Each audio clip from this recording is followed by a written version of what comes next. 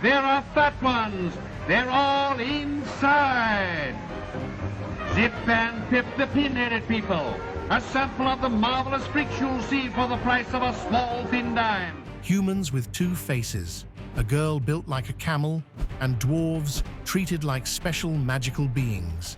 The world of the circus has been introducing us to what they refer to as freaks for the longest time. But sometimes, the stories seem too good to be true. So here are 20 real circus freaks, but what led to them becoming spectacles, and why did they agree to being on those circus stages? Brief history of freak shows. You get the whole show now if you hurry, hurry, hurry! Shows of every kind invite the crowd. Freak shows have been existing since the 19th century. One of the most earlier examples was when Lazarus and Johannes Baptista Colloredo was displayed in the courtier of King Charles I. The underdeveloped body of Johannes dangled off the chest of Lazarus, and while he covered it with a cloak to prevent attention, he eventually turned into a spectacle for the King of England at the time. Disability was treated as some sort of unexplained phenomenon, and because of that, circus managers like P.T. Barnum were able to make big bank off misinformation. In fact, they painted elaborate stories and got doctors to drop some fancy scientific word to back up their argument because they knew people didn't know better. So people with microcephaly, which causes a small pointy head, were referred to as missing links, and non-white and disabled white people were referred to as unknown races or culture. What you're talking about, eh? Stuff she put in the wine. You're crazy. The organizers of these shows even went as far as claiming that some of the people with rarities were from extinct civilizations. All lies just to attract viewers. And they did attract viewers. The shows soon spread from Europe and overtook the United States, with P.T. Barnum being the major distributor. Many Americans at the time were searching for other forms of entertainment besides work, and the freak shows came in handy. They would even buy souvenirs that contained images of the freaks at the show. All this would eventually affect how disability is viewed till this day across the world, especially in America. So here are 20 circus freaks from the 19th century and the real stories behind them.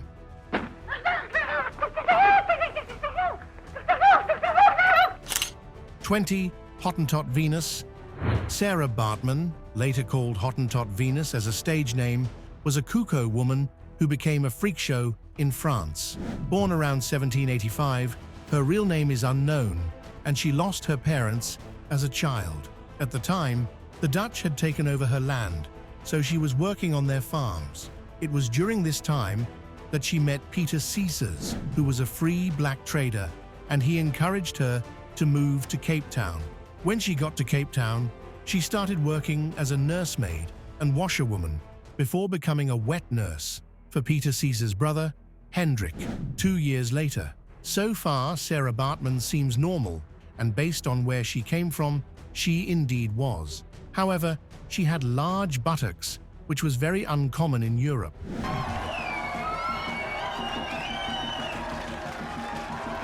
Her employer, Hendrik, started taking her to the city hospital in the Cap Colony to see a doctor called Alexander Dunlop in exchange for cash. You thought he was helping her get medical checkups?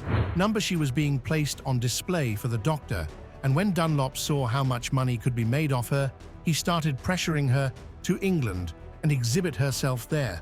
Dunlop, at the time, sold animal specimens to exhibitionists and was encouraging Sarah to become an object of spectacle. Sarah Bartman was against the idea, and after more persistence, she agreed to go only if Hendrik Caesar would come with her. When she got to England, her life changed, and it wasn't for the better. She attended freak shows as a spectacle and was presented as the missing link between man and beast. She never displayed herself nude, but somehow still became the subject of erotic projection and scientific interest, even though it was racially biased. Slave trade was abolished in 1807, and Sarah Bartman was still on display, which made activists angry that a black person was being used as some sort of show animal. Hendrick, on the other hand, argued that Sarah could make decisions for herself, and the case was eventually presented before the Court of King's Bench. Through the help of a Dutch interpreter, Sarah Bartman testified that she came to England of her own accord and didn't mind being on display. Many people thought she was lying, but there was nothing they could do when the court favored her and allowed her to keep being a freak show. Little did she know what lay ahead for her. Talent, as she does the savage dance of Africa. Because Henry Taylor took her to France and sold her to an animal trainer called Jean Riot. Sarah then started working under poor conditions for 15 months, chained by the neck and legs and placed inside a cage. Sarah Bartman eventually died in 1815, but her body was still not laid to rest. Instead, parts of her body like her genitalia, skull, and some other body parts were placed in a museum. Her body cast was faced away from viewers, so they placed more attention on her buttocks. She was moved from museum to museum until activists argued that her being on display, even in death, was causing misrepresentation for women. Sarah Bartman was eventually buried in South Africa, but her story is just one of many of how people with distinct conditions are treated like objects. And her story is just as bad as this next child, who was made a spectacle because of a genetic condition until she eventually gained freedom. 19. The Camel Girl. In the 19th century, anyone with any form of anomaly was not rang into the doctor's office, but was made to participate in freak shows as a form of amusement. One of such people was Ella Harper, known as the Camel Girl in the circus industry. On January 5th, 1870, Ella Harper was born, but she didn't come out looking the way babies are expected to.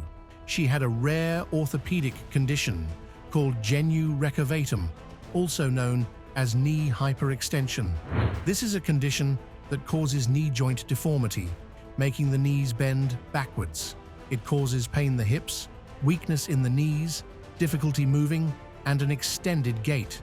But people in the 19th century were largely uneducated about these things and the pain it caused. So when Ella turned 10, she was introduced to the circus. Due to her condition, she preferred to walk on all fours, and that was how the name Camel Girl came to be. On her pitch card to encourage people to attend her shows, the organizers wrote, "I am called the Camel Girl because my knees turn backward. I can walk best on my hands and feet, as you see me in the picture. I have traveled considerably in the show business for the past 4 years, and now, this is 1886, and I intend to quit the show business and go to school and fit myself for another occupation." Ella did make money off the circus because at the time, she was making around $200 per week, which is equivalent to over $6,000 this day. Anybody making that much in a week right now is not considered lower income. They'll be among some of the top earners. But despite the money, Ella Harper didn't remain a freak show forever and quit in 1905 to get married to a school teacher. She died in 1921. But got to get basic education, which may have been her dream, according to the organizers of the freak shows she attended. But unlike Ella Harper, not all freaks are able to leave the industry before they die. Some enter with their family members and remain there until they become old, just like these twins from Thailand. 18. Siamese Twins. Some of us know what a Siamese Twins is, but how many of us know how the name came to be? It all started with Chang and Eng Bunker. Perhaps the most famous of the era's sideshow performers, the conjoined twins Chang and Eng Bunker, A pair of twins born with Chinese ancestry in what was formerly called Siam, now Thailand. Born in 1811, the twins were born joined by the liver, although that was eventually discovered after their deaths. Chang and Eng were fascinations to the medical world because no one had seen conjoined twins at the time. Their parents raised them just like normal children, without adding too much interest on the fact that they were special needs. So when other kids were playing, they joined them without any care for their condition. They were portrayed in a very exotic way, dressed always identically, same suit, same shirt. The brothers were supposedly discovered by a Scottish trader called Robert Hunter. Robert was a trusted trader to the Chinese government, so he could travel with freedom. He first met the twins in 1824 when he was fishing in the Menam River and they were swimming at dusk. Robert's first thought was that he had seen a strange animal, but after meeting them, he realized the great economic opportunity they would be if taken to the West. It was such an odd way to view people, but it all boiled down to money at the end of the day for the managers of these people with disabilities. Carolina and going into a store and somebody would look at me and say, "You must be one of those bunkers." In 1829, 5 years after claiming that the Siam king wanted the brothers killed, he finally succeeded in getting them out of the country to America. They started touring America when they were 17 years old, and that is when their lives changed. Chang and Eng signed a contract with Robert Hunter that they would tour for 5 years. But they are quite different from the next performer who got into the circus by himself. 17, the Elephant Man. Imagine living in a world where your appearance causes people to stare, whisper, or even flee in fear.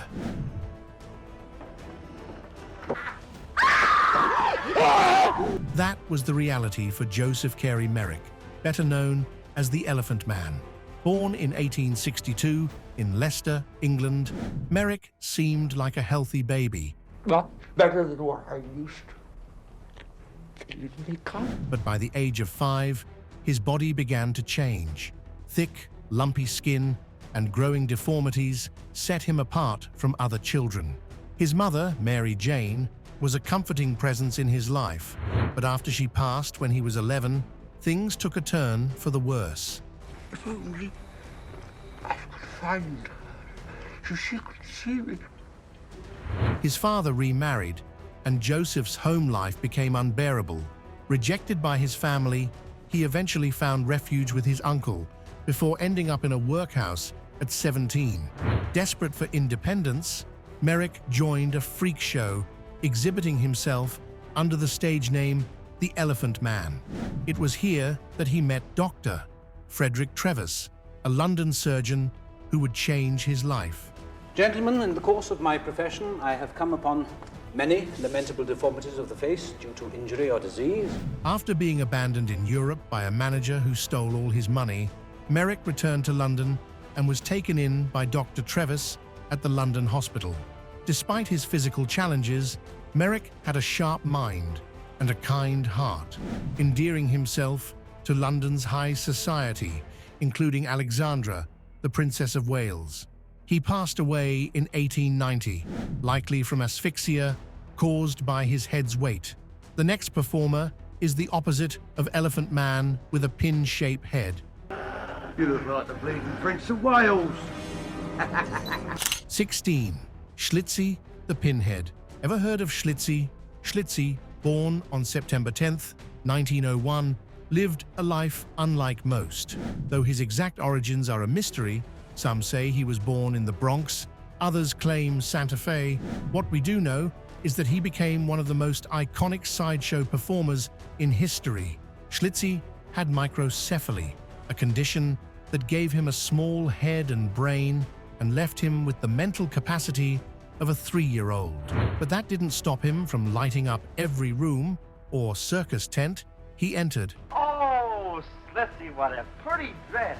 Oh, how beautiful you look tonight. He was outgoing, loved dancing and singing, and adored being the center of attention.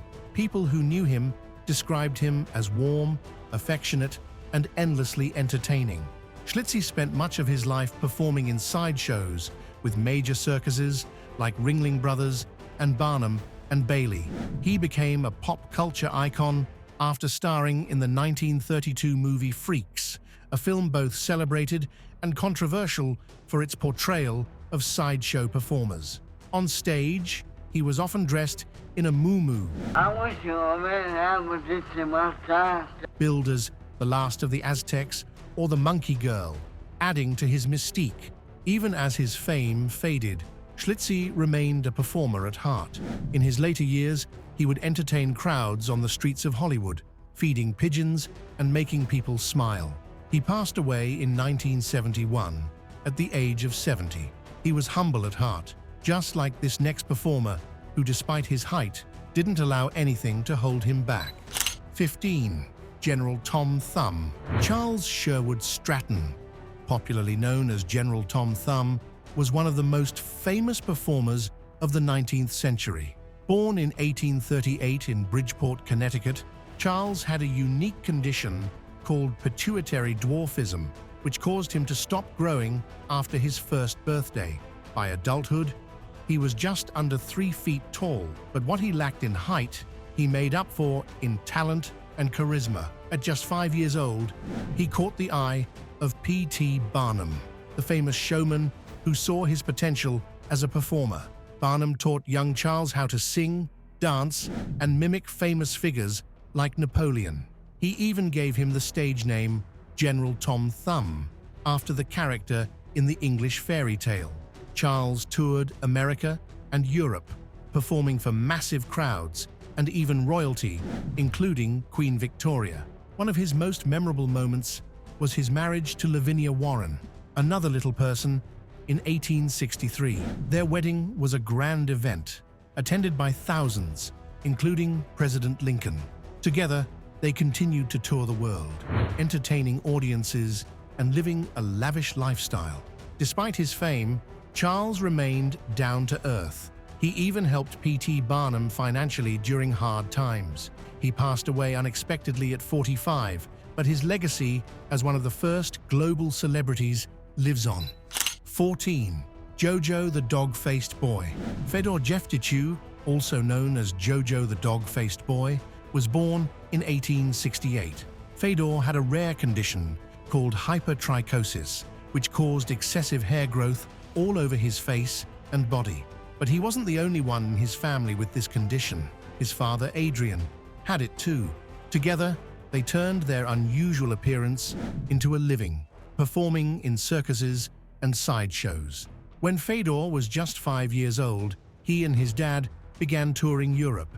His father was billed as the wild man from the Kostroma forest, and young Fedor joined him as part of the act. But it wasn't until 1884, when legendary showman P.T. Barnum brought Fedor to America, that he became a true international sensation under the name JoJo the Dog-Faced Boy. Barnum, in typical fashion, crafted a wild backstory for Fedor, claiming he was a savage child captured in the forests of Russia. To sell the act, Fedor would bark and growl on stage, though in reality, he was a multilingual, intelligent man who spoke Russian, German, and English fluently. His performances took him all over Europe and the US. Sadly, Fedor passed away from pneumonia in 1904 at just 35 years old. 13. The Bearded Lady. Annie Jones was one of the most famous bearded women in history. Born in Virginia in 1865, Annie's life was anything but ordinary.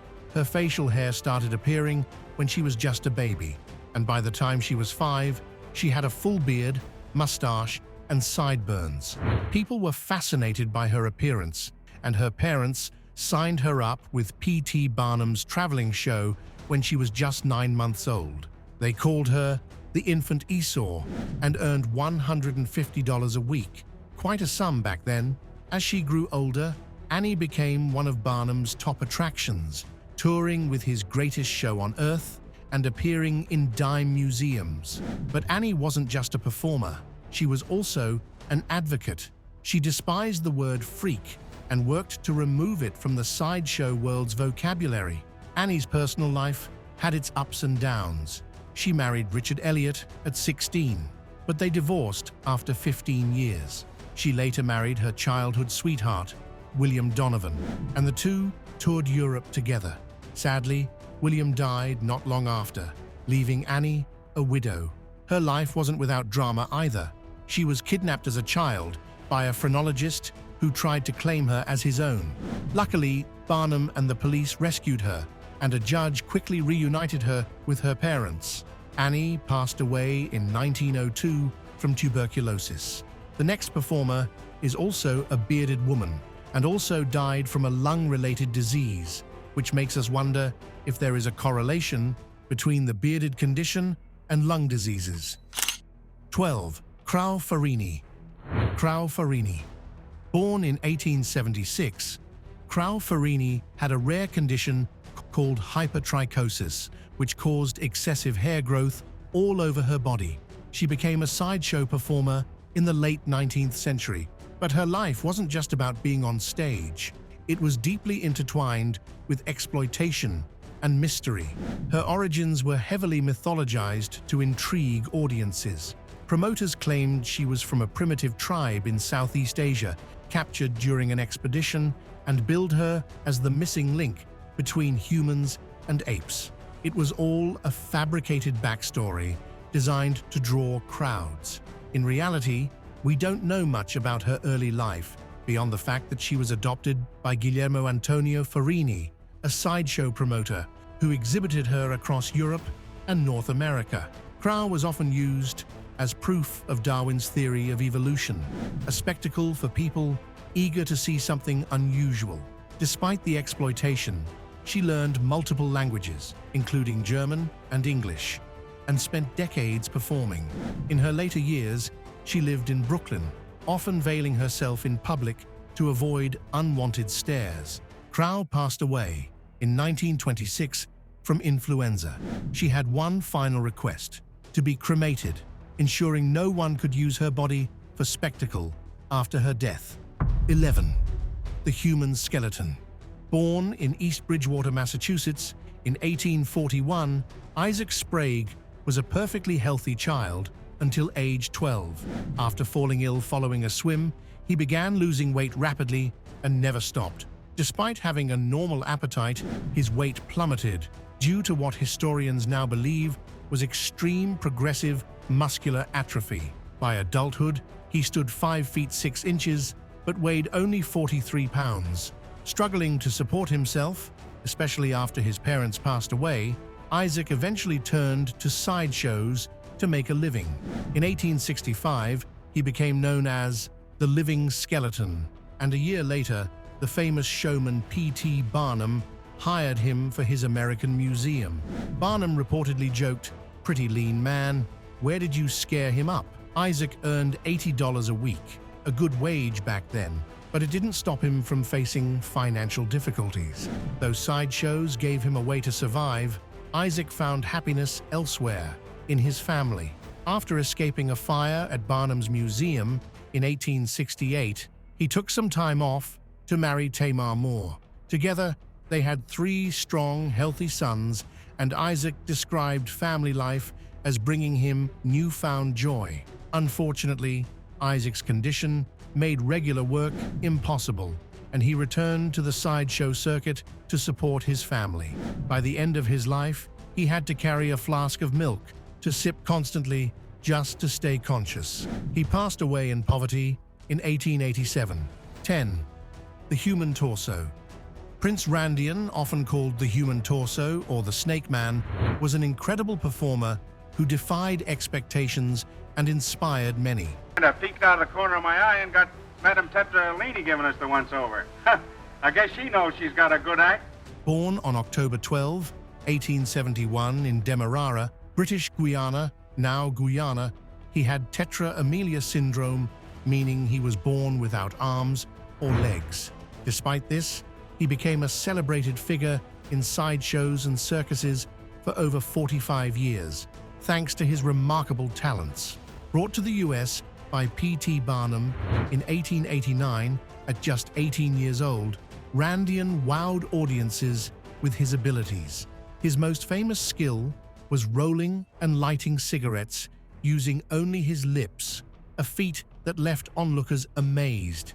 He even demonstrated this talent in the 1932 cult classic film Freaks. Beyond cigarettes, Randian could paint, write, and even shave himself, all by using a stylus, brush, or razor held with his lips. He crafted the props he used for his act himself, showing his impressive resourcefulness. In his personal life, Randian was a husband and father of 5. He and his wife, Princess Sarah, lived in New Jersey during his later years, fluent in multiple languages, including Hindi, English, French, and German. He was a man of depth beyond the stage. Sadly, he passed away on December 19, 1934, at 63, after a performance in New York. And his story is just as sad as the next freak show, who were sisters and were forced into the game when they were infants. Have I told you not to be frightened? Have I not told you? God, look. 9. Daisy and Violet Hilton. Daisy and Violet Hilton were conjoined twins whose lives were both remarkable and heartbreaking. Born in Brighton, England, on February 5, 1908, they were fused at the hips but shared no major organs, allowing them to survive despite the challenges of their condition. Their mother, an unmarried barmaid, handed them over to her employer, Mary Hilton, who saw a financial opportunity and began exhibiting the twins as infants. The Hiltons were raised under strict and often abusive control, performing across Europe and later in the United States in sideshows and vaudeville acts. Vivian, Andre just proposed. For the same price, or do we get a discount? They were marketed as the Siamese Twins and captivated audiences with their singing, dancing, and musical talents. Violet played the saxophone and Daisy the violin. Their performances brought them fame, but all their earnings were kept by their guardians. In the 1930s, on the advice of Harry Houdini, the sisters successfully sued for emancipation, gaining their freedom and a significant monetary award. They performed independently for years. Roscoe, this is Mr. Rogers. Glad to meet you. Violet and he are engaged to be married. Appearing in the cult classic Freaks and the semi-autobiographical film Chained for Life. However, as vaudeville waned, their fame faded and they struggled financially. In their later years, they lived a modest life, working in a grocery store in Charlotte, North Carolina. Tragically, both died of the Hong Kong flu in January 1969. Daisy passed first, and Violet followed days later. Their grave in Charlotte is often visited by admirers who leave pennies, a nod to the price of admission to see them as children. 8. Zip the Pinhead. William Henry Johnson, better known as Zip the Pinhead, had a life as extraordinary as it was bittersweet. Born around 1842 or 1857 in New Jersey to a formerly enslaved family, Zip was one of 6 children. His small, tapered head and unique facial features led to speculation that he had microcephaly, though it's unclear whether he was intellectually disabled. Zip's journey into the public eye began when his parents agreed to let a circus exhibit him for money, a lifeline for the family. Soon he caught the attention of showman P.T. Barnum, who transformed him into Zip the Pinhead, or the What Is It? Barnum spun a wild tale of Zip being a missing link discovered in Africa, complete with a furry suit and a pointed hairstyle. Audiences flocked to see him, laughing at his antics as he screeched and rattled a cage, though his portrayal was steeped in uncomfortable racial caricatures.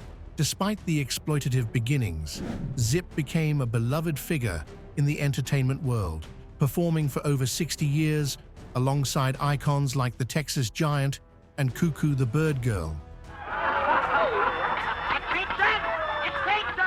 He even performed for royalty and was photographed by Matthew Brady. Later in life, Zip's act softened, and he became a staple at Coney Island.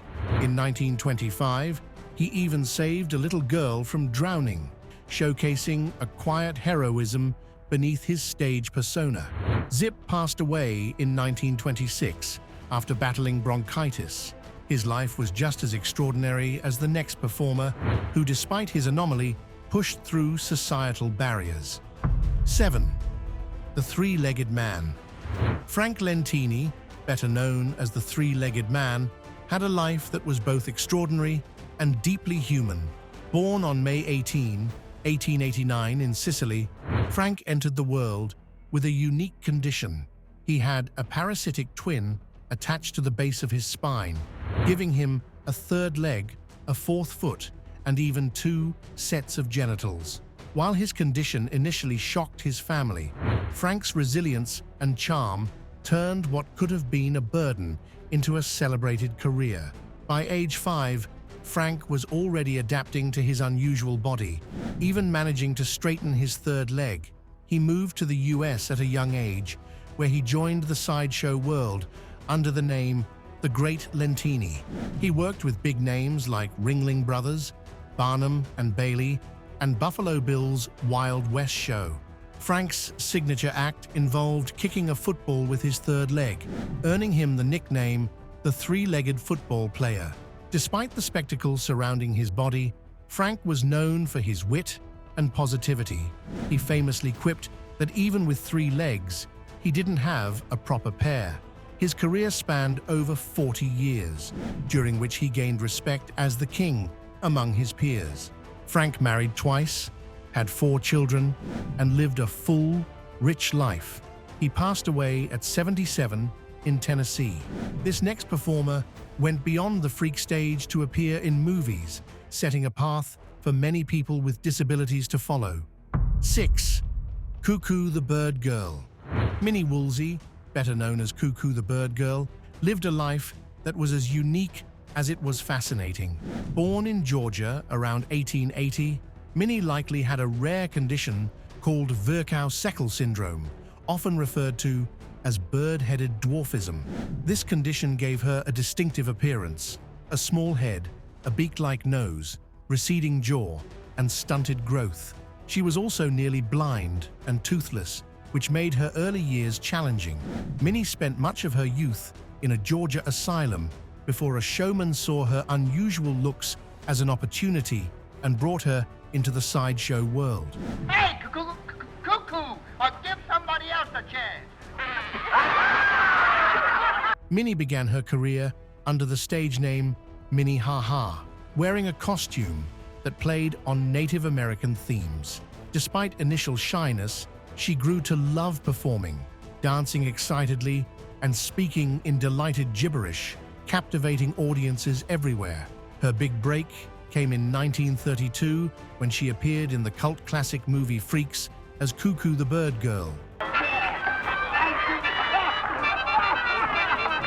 Wearing a feathery costume and a tiny plumed hat, she performed an unforgettable shimmy atop a table during the film's wedding feast scene. Her unique look and energy made her a standout, overshadowing even other performers in the film. After Freaks, Minnie continued her sideshow career, performing at places like Coney Island, where she was billed as the blind girl from Mars. Later in life, her performances became more subdued, but her captivating presence left a lasting impression. We still don't know what happened to her during her final years, but at least we know what happened to this next performer. 5. Lionel the Lionfaced Man. Ever heard of Stefan Bibrowski, also known as Lionel the Lionfaced Man? His story is as fascinating as it is heartbreaking. Born in 1890 in Poland, Stefan had a rare condition called hypertrichosis, which caused thick hair to grow all over his body, up to 20 centimeters long on his face. This gave him a striking resemblance to a lion, earning him his stage name. His life took a strange turn early on.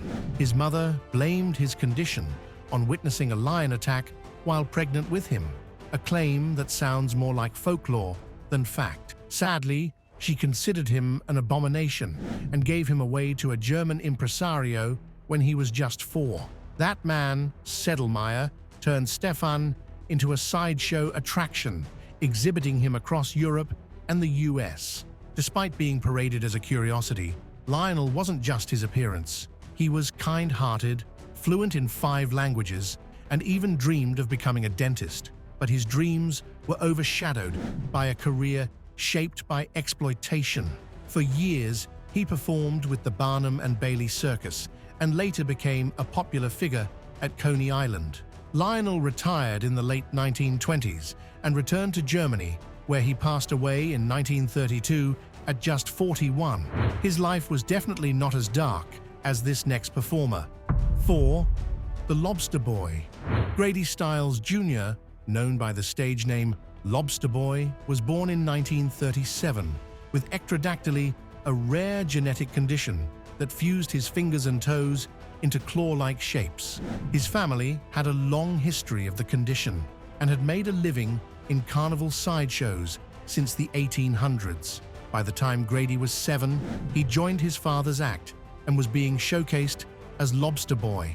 Grady's life wasn't just unusual, it was dark. He grew up in the carnival world, married twice, and had 4 children, 2 of whom also inherited ectrodactyly. Offstage, Grady struggled with alcoholism and a violent temper. His upper body strength, developed from using his arms to move around, made him physically intimidating. He was abusive toward his family, and in 1978, he shot and killed his daughter's fiancé because he disapproved of the marriage. Grady confessed, but avoided prison due to his disability, receiving house arrest instead. The cycle of violence continued until 1992, when Grady's wife and her son hired someone to kill him. He was shot while watching TV, and his funeral reflected how much people disliked him. Only 10 attendees and no pallbearers. 3. Luchia Zerati. Luchia Zerati holds the Guinness World Record as the lightest adult ever recorded, weighing just 4.7 pounds at age 17. Born in Veracruz, Mexico in 1864, Luchia had Majewski osteodysplastic primordial dwarfism type 2, a rare condition that made her one of the smallest people in history. By the time she was a year old, she had reached her full height of 20 inches. At 12, she moved to the United States and started her career as a sideshow performer.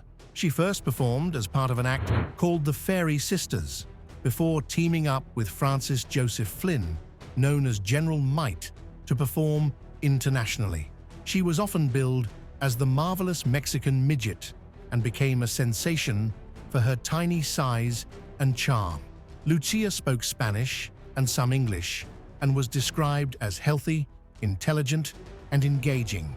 Tragically, Lucia's life ended too soon. In 1890, while traveling with a circus in the snowy Sierra Nevada mountains, her train became stranded. She succumbed to hypothermia at just 26 years old. 2. The Two-Headed Nightingale. Millie and Christine McCoy were born in 1851 in North Carolina. They were conjoined twins, joined at the lower spine, standing at a 90-degree angle to each other. Despite the difficulties of their condition and the injustices of being born into slavery, Millie and Christine became international performers who turned their challenges into assets. As infants, they were sold and exhibited as curiosities, enduring years of exploitation. But after the Emancipation Proclamation freed them in 1863, their lives took a turn. Their former owner, Joseph Pearson Smith, reunited them with their mother, ensured they were educated, and taught them music, dance, and multiple languages. Their talent shone as they toured the world, singing in harmony, Millie as an alto and Christine as a soprano. They even performed for Queen Victoria. Millie and Christine embraced their uniqueness, often saying, "As God decreed, we agreed." After a successful career, they retired to their family farm in North Carolina. They passed away within 12 hours of each other in 1912, beautifully captured on their tombstone. A soul with 2 thoughts, 2 hearts that beat as one. And just like 2 hearts beating as one, this next performer literally had 2 hearts as one, with a parasitic twin attached to the side of his body.